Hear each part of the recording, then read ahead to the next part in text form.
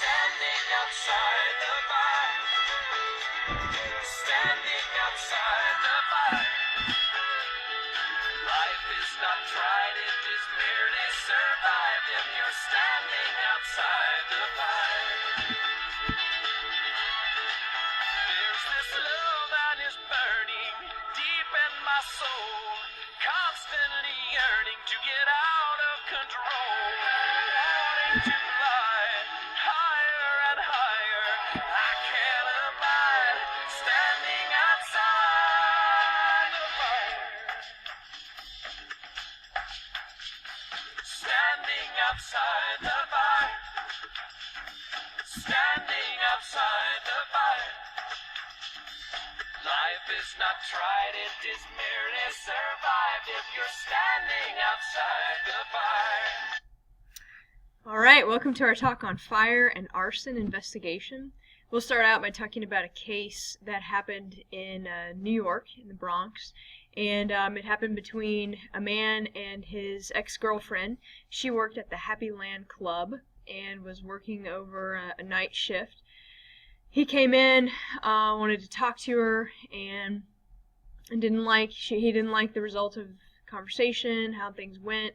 So he walks toward his home, frustrated, sees a gas can on the ground, gets an idea.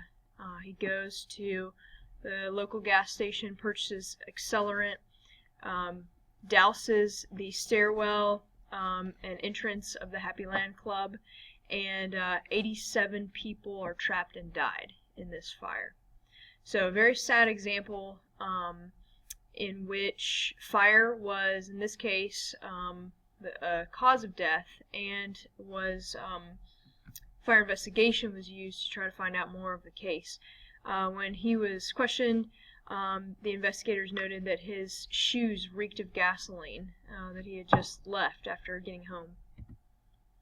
So there are 4 ingredients required to start a fire and keep it going. That is oxygen, fuel, heat, and then another group called chain reaction, which is what's needed to keep the fire going. Alright, so I'd like to ask you to participate here with me, and I want you to write down the best you can a chemical reaction for combustion. Alright, humor me here. I want you to pause your video now. So, hopefully, you paused your video, you came up with the best you could. Maybe you have a little arrow sign separating your reactants and products. In any case, we said oxygen is needed. That's going to be in the reactants on the left side. The other thing that's needed to react with the oxygen is called a hydrocarbon. And a hydrocarbon is just a molecule that has just carbons and hydrogens that it's made up of. Those two things react to form the byproducts of carbon dioxide, water, heat, and light energy. So what is a combustion reaction? Well, it's specifically an oxidation reaction, which involves the movement of electrons, specifically the loss of electrons. And the heat of combustion refers to the excess heat energy from that reaction. And then a combustion reaction is classified as an exothermic reaction, meaning that there's more heat energy going out than what has entered the system to get the reaction going. So a hydrocarbon, which we have said is one of the 2 ingredients for a fire, is pictured here. There are several different examples. So the wood that you use for your campfire is a hydrocarbon. But plastics are also hydrocarbons. By the way, they often let off poisonous gases when you burn them, so try not to throw the plastic in the fire. But the plastics are a very long chain of hydrocarbons. You can see motor oil, diesel, and gasoline. Gasoline, which has 8 carbons on it. Or 7 pictured here. But in any case, a little bit less than the diesel and motor oil.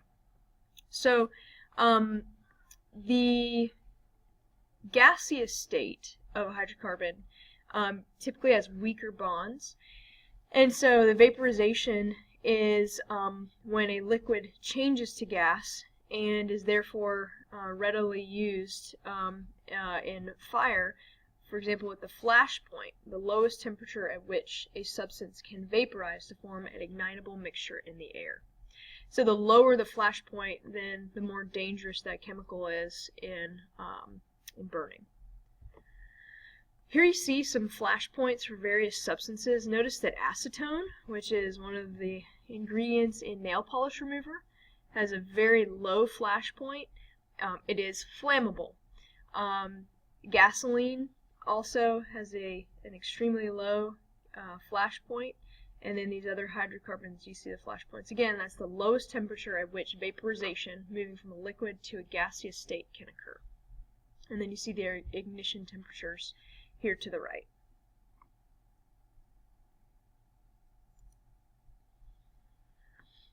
So in order to actually prove that arson occurred, there are some difficulties that you have to overcome. The crime is often well planned out. Arsonists can just kind of take off before a lot of attention happens. Fire destroys evidence, and the extinguishing of the fire itself can also destroy a lot of the evidence. One thing that some arsonists fall into, one category, is called hero syndrome, which is that they want to be found as the hero in a situation. So some arsonists may start a fire for the purpose of being able to go in and rescue people. So other arsonists are interested in seeing the work of their hands. So it may be somewhat likely that the arsonist would actually be in the crowd of people surrounding the fire they set. So the investigation has to begin really quickly. One of the reasons is that if there was accelerant used, which is, for example, a liquid that you can add to try to start or sustain a fire, such as those that have very low flash points that we just looked at, those vapors are going to, anything left of them, are going to dissipate with time. So one of the first objectives is finding the point of origin. In this example here, this would be evidence of arson because you see these really highly burned places on the floor, and that shows a pooling or plant of accelerant, and so this would be a potential point of origin as well. This would go toward determining the cause of fire as being deliberate. Other possible causes include accidental, and so we'll look at some more classifications. These classifications remind me a bit of the death investigation classifications, natural, accidental, undetermined. One of the other different ones is deliberate. So a natural fire can be caused by weather-related or environment-related variables. Accidental, unintentional, unexplainable, and you see, malfunctioning of appliances and so forth. Undetermined, investigators don't particularly care for this classification because they weren't able to figure it out. And deliberate would be intentionally set. Now it's interesting, when my husband and I went on a road trip for mountain biking and camping to Colorado in 2012, there was an area that was just really decimated by fire, and we asked somebody, and he said that it was very unfortunate. There was a lady in 2004, so that had been 8 years before, who was very upset with her boyfriend. She decided to burn all the things that reminded her of him, and the fire got out of control, burned miles and miles of natural environment. She was later incarcerated, by the way. This was a deliberate fire, although it was not arson, because the fire was intentionally set, even though she didn't mean for it to spread in the way that it did. Alright, so here is what an investigator might look for. What I'd like you to do is take a look at the patterns, the descriptions, and indications. Take a look at the pictures surrounding, and then I would like you to try to match what you think belongs with what. Alright, so pause your video now.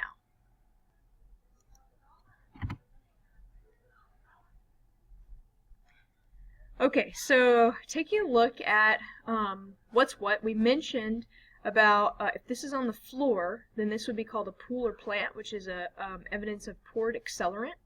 That would be evidence of a deliberate fire. Over here, this would be spalling, breaking away of layers of concrete due to exposure of high temps. This could be possible accelerant, but not absolute. Okay, this is one of those telltale signs. This would be a streamer burn pattern that shows a trail. That is deliberate accelerant evidence. Come over here. because arc damage refers to an electrical fire, then this picture would be the best at showing that. Alligatoring is here, which is the burn pattern. Possible accelerant, not necessarily. And then my two favorites here are those dealing with the type of V shape that you see. Now if you look at this one down here, this locker, you can see this very definite V-shaped pattern. And when you think about the direction that heat moves, hot air is less dense. It's moving all around like this. It's got more space between the molecules. It's less dense than cold air. So heat rises. We know this. If you think about that in relation to a fire that has just begun, it is a natural progression for the fire to start somewhere here and then for that heat to expand upward. This is a classic V, ordinary burn pattern, no evidence of accelerant.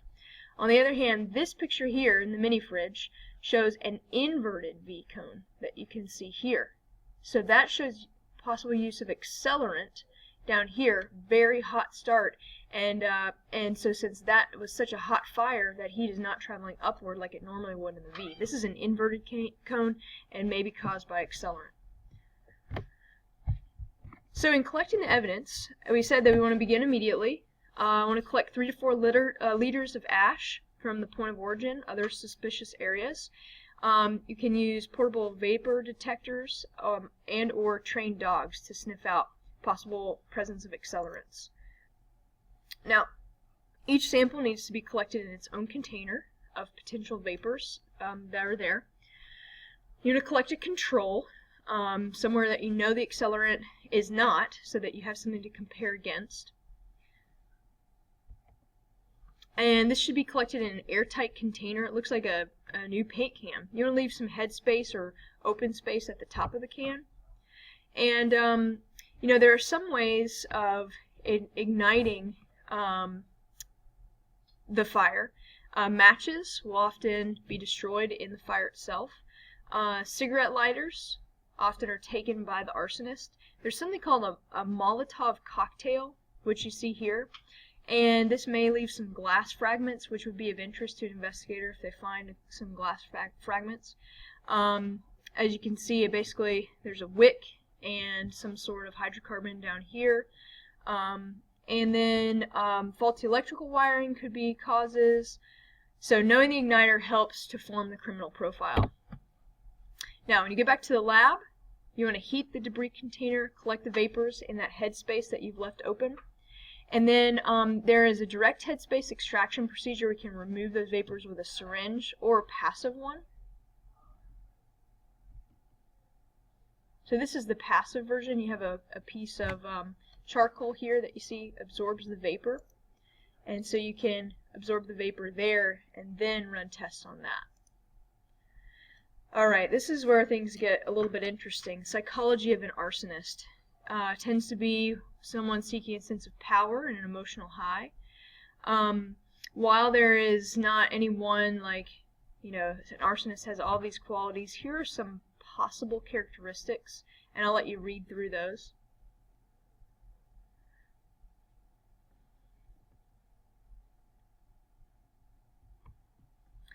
Possible motives include financial gain, such as insurance fraud, revenge, excitement. We talked about hero syndrome, concealment of criminal evidence, and vandalism. Alright, so there are a couple of chapter summary pages. I'll invite you to take a look at these. And thank you for joining in to this talk about fire and arson. Standing outside the bar.